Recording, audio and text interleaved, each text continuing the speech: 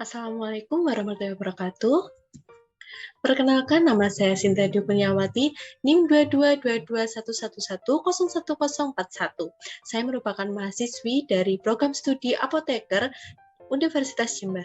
Di sini saya akan menjelaskan mengenai materi yang telah disampaikan pada saat kuliah tamu pada mata kuliah Bisnis Kefarmasian yang disampaikan oleh APT Bapak APT Herlambang Indra SP SSI.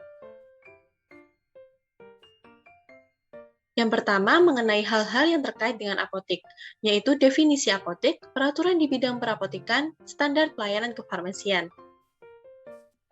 Kemudian, untuk apa sih yang perlu disiapkan saat akan membuka apotek? Yang pertama, mengenai lokasi, dengan melihat tentang kepadatan penduduk, tingkat sosial ekonomi, jumlah pesaing, jangkauan, keramaian kios-kios lain yang didirikan di sekitar. Kemudian modal, dapat menggunakan modal sendiri atau bisa bekerja sama dengan pemilik modal. Yang ketiga, mengenai sarana dan prasarana. Yang pertama, mengenai bangunan. Bisa milih sendiri atau sewa. Ketika sewa, dapat mengajak kerjasama pemilik bangunan. Kemudian untuk peralatan yang perlu disiapkan meliputi papan nama, lemari, rak, etalase, komputer, dan aplikasi peralatan peracikan. Kemudian, yang keempat mengenai analisis SWOT, dilakukan untuk memonitor dan mengevaluasi lingkungan perusahaan secara internal seperti kekuatan dan kelemahan, dan eksternal seperti peluang dan ancaman. Kemudian, studi kelayakan, yang meliputi Aspek sendiri terdiri dari beberapa. Yang pertama, mengenai lokasi, yaitu kepadatan penduduk. Yang kedua, sosial ekonomi, tingkat pendidikan pekerjaan. Yang ketiga, pasar, ramai atau tidaknya penduduk di sana. Yang kemudian 4, SDM, bagaimana cara kita membantu dan mengajari asisten kita. Kemudian yang kelima, teknis dan teknologi, bagaimana peran kita dalam menggunakan aplikasi untuk membuka apotek. Kemudian manajemen dan keuangan. Di sini manajemen keuangan dengan aplikasi dapat dilakukan dengan lebih jelas. Kemudian aspek hukum seperti legalitas apotek seperti nomor STRA, SIPA, dan SIA. Kemudian BEP atau break even point. BEP ini merupakan titik impas di mana laba yang dihasilkan memiliki nilai yang sama dengan nilai yang dibutuhkan untuk proses produksi atau biaya. Dapat dikatakan titik impas adalah kondisi di mana jumlah keseluruhan pendapatan sama dengan jumlah keseluruhan pengeluaran dalam setiap produksi barang atau jasa. Pada posisi ini, laba akan bernilai 0 mutlak, di mana tidak untung juga tidak rugi. Kemudian PP atau payback period merupakan jangka waktu yang diperlukan untuk mengembalikan nilai investasi yang telah dikeluarkan, menunjukkan kapan modal kembali didapat dari laba bersih yang telah dihasilkan.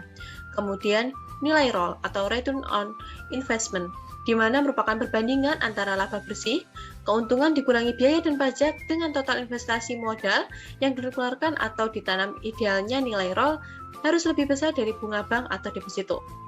BEP harus tercapai pada bulan pertama membuka usaha. Ini merupakan suatu hal yang penting dalam membuka usaha apotek. Yang kedua, apabila tidak tercapai lebih dari 3 tahun, maka lebih baik tutup. Kemudian, untuk nilai PP diusahakan secepat mungkin dengan cara memaksimalkan pengelolaan. Kemudian nilai ROI sebesar mungkin harus didapatkan agar laba bisa lebih besar dari modal. Kemudian, kapan usaha dikatakan layak? Usaha dikatakan layak ketika suatu bisnis dapat menjadi profitable. Jadi, profitable ini dikatakan menjadi suatu pedoman layak karena selalu memberikan hasil laba bersih yang selalu ada. Tetap mengedepankan prinsip patient-oriented dengan melakukan pelayanan swab-medikasi langsung kepada pasien dengan dapat menggunakan handphone. Kemudian pemanfaatan teknologi dengan baik, di mana yang harus dilakukan yaitu dengan menjadi unik, seperti pada penentuan harga, kelengkapan, bonus, keanggotaan, dan pelayanan. Faktor kali seperti sesuatu yang dapat membantu menginformasikan nilai tambah kita kepada teman, keluarga, karyawan, dan pelanggan. Pelayanan yang memuaskan itu juga merupakan suatu hal yang penting dalam mencapai profitable. Melakukan pelanggan seperti kita ingin diperlakukan. Pengelolaan database pelanggan dapat dilakukan melalui manual dan aplikasi. Pengutamaan profit meningkat. Pengelolaan pelanggan mengikuti perubahan seperti bekerja sama dengan Halodoc atau Go Apotik. Di sini untuk pengutamaan profit, tentu harus dilakukan dibandingkan daripada mengutamakan meningkatnya omset, lebih baik mengutamakan meningkatnya profit. Kemudian, tips membuka apotek dalam pedesaan bagaimana? Jadi yang pertama, tentunya dari lokasinya. Di beberapa pedesaan yang sepi, disurvei terlebih dahulu apakah sebenarnya ramai akan tetapi jarang keluar rumah penduduknya, atau memang yang benar-benar sepi. Dilakukan survei apakah di sana toko-tokonya buka hingga malam atau tidak. Jika mereka terbiasa hingga sore, maka kita bisa menjadi pioner untuk tetap membuka di malam hari hingga pukul 9 malam misalnya. Kemudian untuk yang kedua, mengenai promosi. Promosi tidak dilakukan hanya dengan penyebaran pamflet saja, akan tetapi dapat dengan mulut ke mulut. Kita dapat memanfaatkan keberadaan tukang beca di sekitar untuk menyarankan penumpangnya membeli di apotek kita. Dengan tukang beca tersebut diberi imbalan. Tentunya ini lebih mudah dan secara keluargaan daripada hanya menyebarkan pamflet saja. Kemudian yang ketiga mengenai SDM. Untuk kebutuhan SDM, jika memungkinkan, dapat menggunakan anggota keluarga terlebih dahulu. Jika tidak bisa merekrut karyawan 2 hingga 3 karyawan terlebih dahulu. Biasanya karyawan ini didapatkan dari warga yang sekitar apotek. Kemudian untuk yang keempat, sarana dan prasarana. Bangunan yang digunakan awalnya dapat menggunakan rumah sendiri. Akan tetapi, jika ingin sewa juga tidak apa-apa dengan kerjasama dengan pemilik bangunan. Di sini untuk sewanya, pemilik bangunan bisa diberikan beberapa persen dari omset penjualan kita. Kemudian untuk yang kelima, tidak mudah menyerah. Dalam menjalankan suatu bisnis, maka harus mau mengeluarkan modal banyak terlebih dahulu. Nanti lokasi yang awalnya sepi, lambat laun akan ramai. Hal ini tentu didukung dengan pelayanan terhadap pelanggan dengan maksimal. Ketika kita loyal, maka pelanggan akan senang dan mengajak orang di sekitarnya untuk membeli ke apotek kita. Pemberian obat keras dan antibiotik selain OA boleh diberikan asalkan tertelusur dengan menggunakan surat pernyataan swamedikasi. Jadi, pernyataan bahwa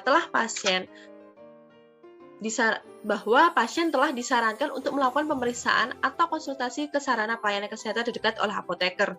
Ini merupakan salah satu isi atau inti dari surat pernyataan swamedikasi ini. Yang kedua, pernyataan bahwa atas kesadaran dan keinginan sendiri tetap menghendaki untuk swamedikasi dengan melakukan konsultasi kepada apoteker. Kemudian, telah memahami dan menerima penjelasan asuhan kefarmasian dari apoteker berupa penjelasan, uraian, nasihat, perhatian, dan informasi lengkap mengenai obat-obat yang akan digunakan pasien. Kemudian, bahwa pasien bersedia mematuhi hal di atas dan akan berkonsultasi jika kondisi memerlukannya, termasuk dilakukan monitoring, kunjungan, atau tindakan asuhan kefarmasian lain. Pada standar pelayanan kefarmasian, pada poin 3 dan poin 4 adalah pernyataan dari pasien. Pada poin 1 dan poin 2 adalah tambahan tersendiri dari apoteker yang bertugas. Kemudian, tujuan adanya surat ini adalah sebagai pegangan untuk apoteker yang bertugas saat apoteker melakukan swamedikasi yang mau tidak mau, apoteker harus memberikan obat keras tanpa resep dokter, termasuk antibiotik. Yang ketiga, obat tanpa nomor registrasi. Jadi, perlu dipastikan minimal obat yang dijual oleh apotek memiliki izin edar minimal PIRT untuk sintesia atau rajangan karena beresiko pada apotek. Terima kasih, sekian presentasi dari saya mengenai materi dari kuliah tamu bisnis kefarmasian. Semoga ilmu yang saya sampaikan dapat bermanfaat bagi pendengar semua. Wassalamualaikum warahmatullahi wabarakatuh.